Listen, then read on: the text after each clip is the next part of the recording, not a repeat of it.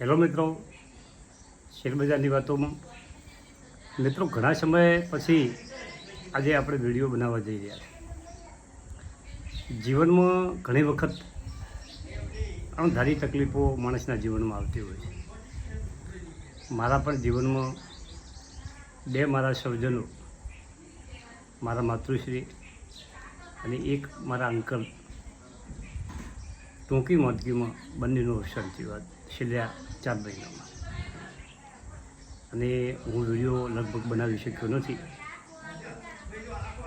પરંતુ એના પછી ઇઝરાયલ, ઈરાન અને અમેરિકાનું યુદ્ધ ચાલુ થયું. પરિસ્થિતિ ડામાડોળ બની, પરંતુ હવે ધીમે ધીમે પરિસ્થિતિ સુધરી રહી છે. અને ઘણી સારી કંપનીઓ, અને એમાં ખાસ કરીને સ્મોલ કેપ અને મિડ કેપના શેરો છેલ્લા 5-6 દિવસથી જોરદાર તેજીમાં છે. અને ઘણા મિત્રોના પોર્ટફોલિયો બહુ રંગીન બની ગયા છે. ઘણી કંપનીઓમાં લોસ પણ છે. જે સમયે આપણે વિડીયો બનાવતા હતા અને જે શેરના નામ લેતા હતા, જે સારી કંપનીઓનું નામ લેતા હતા, એમાં પણ ઘણા મિત્રોનો લોસ છે. શેરબજારમાં આવું બધું ચાલતું રહેવાનું મિત્રો. આ લોયોડ એન્જિનિયરનો શેર 84 રૂપિયા ઉપર હાઈ બનાવી અને છેલ્લે 37 રૂપિયા નીચે ગયો. કંપની આરી શેર આવે છે અને એના 2 વખત પેમેન્ટ કરી 16 રૂપિયા, અને એ શેર પણ બધાના ડિમેન્ડ એકાઉન્ટમાં આવી ગયેલા છે. બહુ મસ્ત કંપની છે. અત્યારે 62 રૂપિયા 10/5/2026ના થોડી કંપની છે, 10 કંપનીઓ, એના ભાવ હું તમને અત્યારે આપું છું. મહિના પછી આપણે જોઈશું કે આ 10 કંપની ક્યાં જઈને બેઠી. લોયોડ એન્જિનિયરિંગ 62 રૂપિયા અને 87 પૈસા. એક મહિનામાં કંપની સારામાં સારું રિટર્ન 20-25% આપ્યું છે. MRPL મિત્રો 167 રૂપિયા અને 94 પૈસા કાલનો બંધ ભાવ. કેમ્સ 837 રૂપિયા. આ કેમ્પ્સનો શેર મારે આઈપીઓમાં લાગેલો હતો. લોયોડ એન્જિનિયરિંગના 62 રૂપિયાવાળા શેર નહીં, શેર ટુકડે ટુકડે ભેગા કરેલા છે. મારા પાસે 10,000 શેરની ક્વોન્ટિટી પણ પડ્યા છે. જ્યોતિ રીઝન આ મારા પોર્ટફોલિયોનો 20 વર્ષ જૂનો શેર છે. ખૂબ ઊંચો હાઈ બનાવી અને નીચેમાં સરકીને 700 જતો રહ્યો. પાછો થોડોક વધારો થયો છે. અત્યારે 922 રૂપિયામાં ચાલી રહ્યો છે. એપોલો માઇક્રો સિસ્ટમ આ ડિફેન્સ કંપનીનો છે. 324 રૂપિયા આસપાસ ભાવ છે. શિપિંગ કોર્પોરેશન ઓફ ઇન્ડિયા બહુ સારી કંપની છે. અને આ યુદ્ધના ભણકારા વચ્ચે જે શિપિંગ કંપનીઓ છે, મર્દન.com, કોચિન શિપયાર્ડ, SCI, આ કંપનીઓ ડિફેન્સનું કામ કરે છે. SCI 338.75 પૈસા ઉપર ચાલી ગયો છે. પારસ ડિફેન્સ 866 રૂપિયા. મિત્રો આ શેર ઘટીને 500-550 આસપાસ ગયો હતો, અને આજે દમદાર વધારો થોડા દિવસો, 1 મહિનામાં થઈ ગયો છે. ટીના રબર ખૂબ ઊંચા મથાળેથી એવો પછડાણો કે 500-550 જઈને અત્યારે 837 ઉપર ચાલી ગયો છે. હવે એના વાર્ષિક ઓકળાઓ પેશ થશે અને ઓકળાઓમાં કેવું રહેશે એના ઉપર આધાર છે. FSL 274 રૂપિયા ઉપર ચાલી ગયો છે. ત્રિવેણી ટર્બાઇન 597 રૂપિયા. JMA 749 રૂપિયા.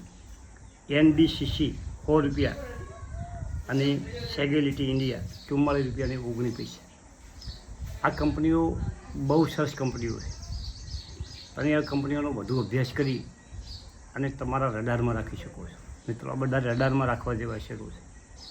અને આ જે આપણે છે કીધા છે એનો એક હું સ્ક્રીનશોટ ફોટો પાડી અને વિડીયોના એન્ડમાં મૂકી શકું છું.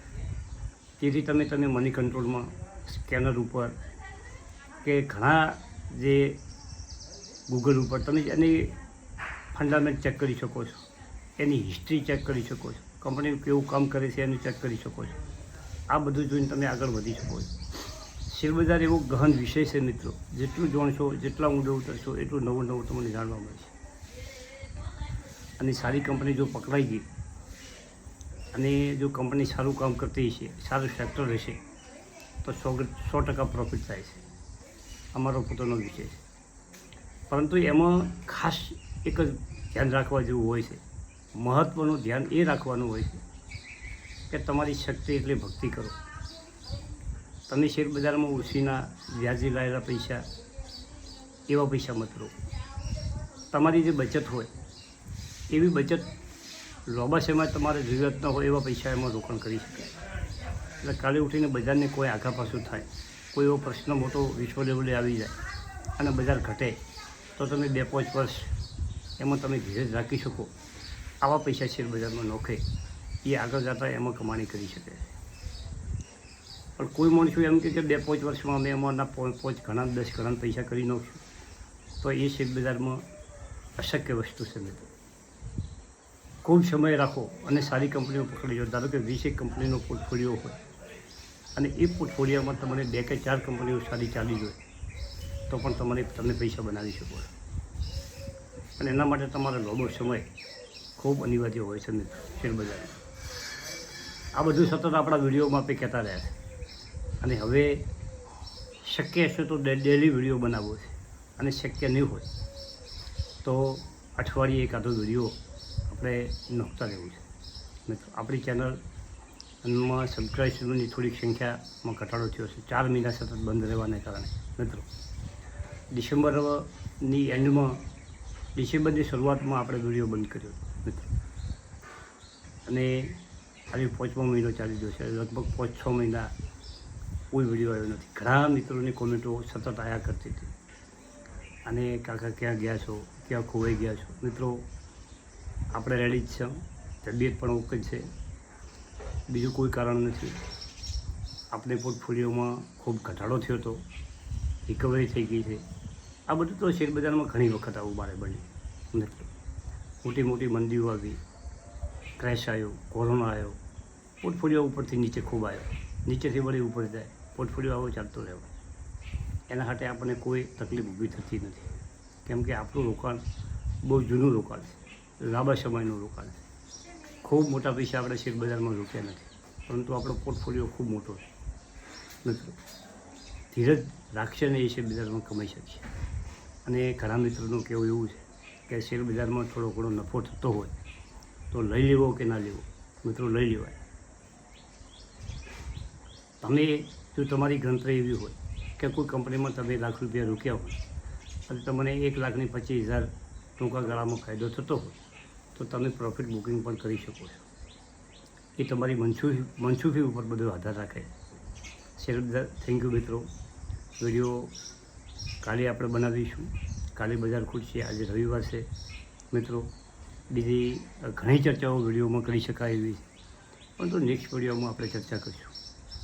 ધીરજ રાખી અને શાંતિથી જીવન પસાર કરશો. નિવૃત્તિનો સમય છે મિત્રો, અને 60 વર્ષની ઉંમર, 60 વર્ષ ઉપરની ઉંમર થઈ ગઈ છે. ગરમી ખૂબ પડી ગઈ છે. બારે જવાનો જીવ થતો નથી. 10 વાગે રૂમમાં પૂરાઈ જશે, 4 વાગ્યા વગર નીકળે એવું નથી. ઉંમરના હિસાબે બારે જો વધારે રખડપટ્ટી થાય, લગ્નમાં જવાનું થાય તો બીમારી પણ થઈ શકે છે મિત્રો. સૌની તબિયત સૌને સાચવવી જોઈએ. યુવાન માણસો હોય એ તો બધી ખમી શકે, પણ જે એની અવસ્થાવાળા માણસો છે એ એમને ખૂબ કાળજી રાખવાની. હવે મિત્રો બીજી ખાસ વાત એ છે કે કોમેન્ટ કરજો, મન મૂકીને કોમેન્ટ કરજો. બેઠા બેઠા તમારા બધાના જવાબો વિડીયોમાં આપશું, લખીને આપશું. શક્ય હશે એટલા જવાબો આપશું મિત્રો.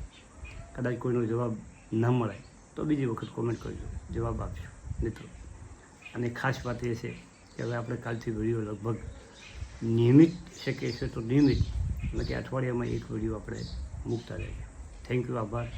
અને મારી ખાસ વિનંતી છે, મારા જે સબસ્ક્રાઇબ મિત્રો, મને ખૂબ સહકાર યુટ્યુબમાં તમે આપ્યો છે. તમારા બધાનો હું આભારી છું. તમે વિડીયો જુઓ છો તો જ મારો વિડીયો ચાલે છે મિત્રો. અને તમારો મારે એવો મને સહકાર મળશે એવી મારી અપેક્ષા છે. થેન્ક યુ, આભાર.